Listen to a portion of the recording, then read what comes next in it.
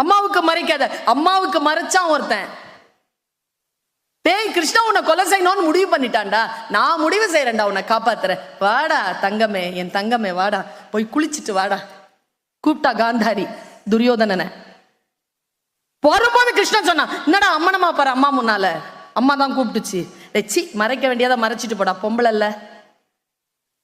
வாழை இலை மறைச்சிட்டு போய் நின்னா, கண்களை கழற்றி கண்களினுடைய அந்த திரையை எடுத்து அந்த கண்களில் இருக்கக்கூடிய அத்தனை சக்தியும் அந்த உடலில் பாய்ச்சினாள் தாய் காந்தாரி. வஜ்ரமாக்கினாள் அந்த உடம்பை.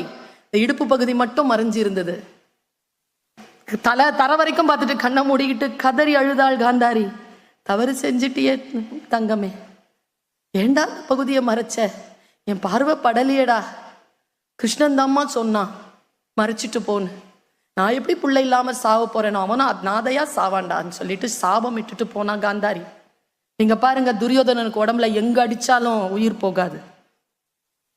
அம்மாவனுடைய கண் படாத தொடையில் அடித்தால் உயிர் போகும். இந்த கதை எதுக்கு நமக்கு?